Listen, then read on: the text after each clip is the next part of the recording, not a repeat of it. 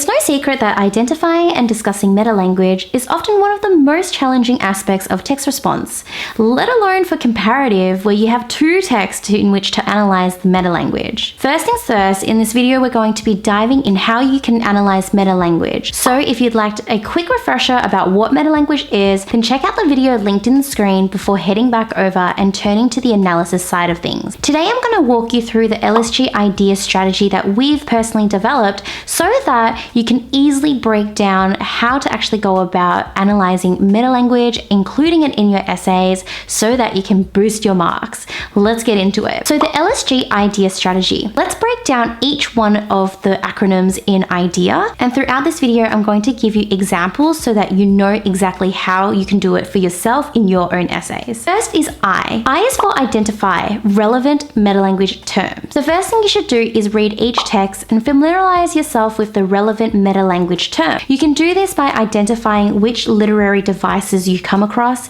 such as symbolism or foreshadowing, or by seeking out secondary resources to help you develop your understanding of meta-language in the text. Speaking of resources like this, I've got a range of comparative study guides for just about any text pair studied in the VC curriculum. I'll pop the link on the screen in case you want to check any of them out in our shop page. Before we move into the next item in our step-by-step strategy, let's have a look at an example of identifying meta-language in the text Ransom and Invictus.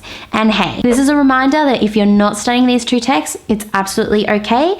Go ahead and keep listening anyway, because you'll be able to take this information for your own text. Both texts explore the symbol of winning. In Invictus, this is demonstrated through the Springbok sports team, who are striving to win the Rugby World Cup in order to help unite the people of South Africa. In a similar way, the symbol of winning is integral to the plot of Ransom, which takes place within the context of the Trojan War. Fighting to win the war has resulted in significant losses on both the Trojan and Greek sides, including the death of Prince Hector, which catalyzes his father Priam's journey to retrieve Hector's body from the opposing Greek camp. Alright, so now that we've got the identifying part done, let's look at defining these terms in step 2. We've got an understanding of what meta-language is relevant to the text now, so it's time to ensure that you have a clear idea of what each meta-language term means. This will come in handy later on when we're analyzing and discussing the meta-language within your writing, because developing an insightful analysis of meta-language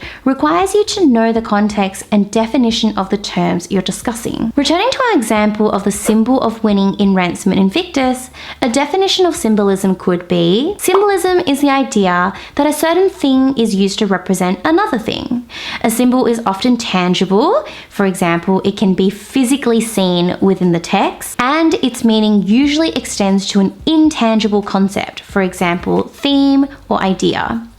An example of a symbol would be the meaning that we attach to a certain color, such as red, sometimes used to symbolize love, or green to symbolize freshness and wealth. As you can see here, we've provided a definition of the symbol and linked it to a general example to help remind us of how to spot the meta-language term within the text. Next is E for evaluate. Evaluate how the meta-language relates to themes and/or the author of the text. At this point, we want to begin thinking about why we believe the author or director of the text has decided to incorporate this meta-language. There are a few ways you can approach this, and one of the most effective ways is by brainstorming how you think the literary device intersects with the themes, characters, and the key ideas within the text. This will enable you to challenge your understanding and to begin developing a strong comprehension with not only what meta-language is used, but also why it is being used. It is also a good idea to think more broadly about the author's intention. What are they positioning their audience to think or feel through the use of meta-language?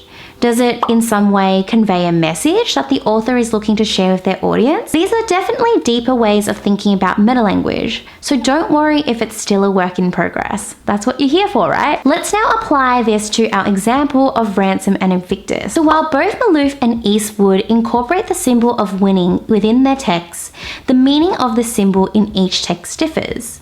In Ransom, Maloof warns his readers about the dangers of placing importance on winning. For Hector, this This has resulted in the loss of his life, and for Achilles, partaking in the 7-year Trojan War has distanced him from his son, Neoptolemus, and have forced him to witness the death of his close friend Patroclus. The violence of war has also caused Achilles to fall into the pit of grief and rage, which culminates in him killing Hector and desecrating his body. In Ransom, it is only when Priam approaches Achilles as a father that Achilles feels reprieved from the burdens of being a warrior. In this way, Maloof uses the symbol of winning to highlight the problems of battle and wartime. While in Invictus, we see a similar state where two sides are opposed to one another.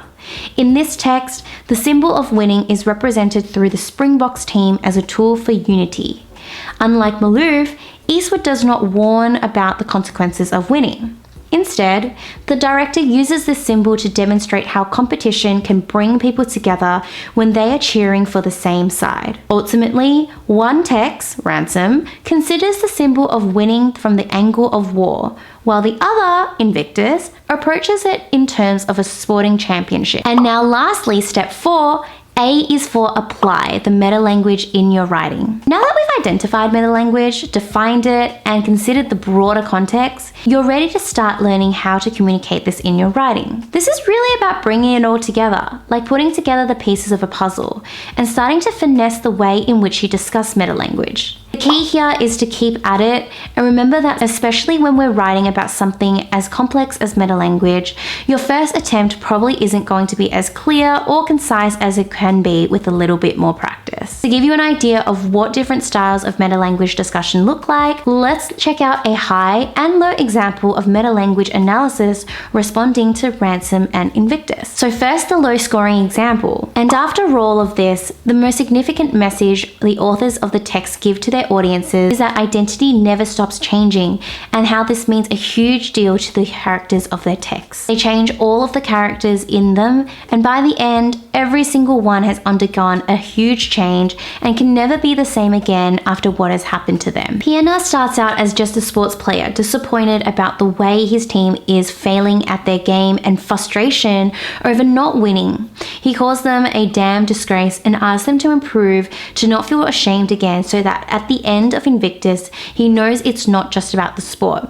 It's about what the sport means symbolically and what it represents, and he knows that it's bigger than just him or even him and his team, saying to the reporter that he knows he has the support of 43 million South Africans. As you can see here, the student has discussed the symbol of sport, and while they've made a good attempt to integrate characters and evidence into their discussion, the phrasing they've used could be more sophisticated, formal, and to the point. Let's now see what this looks like in a high-scoring paragraph. The many roles played by identity in both texts are integral parts of them, but by far the most important feature of identity presented by Eastwood and Maloof is its dynamism. Firstly, none of the principal characters of either text remain unchanged by their narratives, which attest to the ability of humans to adjust to circumstances that befall them. Initially, Pienaar is simply the captain of the Springboks. His most pressing concern regarding his role is turning to his damn disgrace of a team into winners. However, by the conclusion of Invictus, he has fully inhabited his more symbolic role as captain of his national team, acknowledging the role that the support of 43 million South Africans played in their victory. Here, in contrast to the low-scoring example, the student's analysis of symbolism is much more direct and discusses more closely how the director Eastwood has used symbolism to demonstrate a character's progression throughout the film. And so, by the way, if you found this explanation of the strategy helpful, then I highly recommend you check out my How to Write a Killer Comparative. In the study guide, you'll find step-by-step walkthroughs of other unique LSG strategies, like the convergent and divergent strategy, which has helped thousands of students achieve A+ in their assessments. Just like we did in this video, we have examples of high-scoring and low-scoring examples, all annotated so you can see the differences and work your way up towards that A+.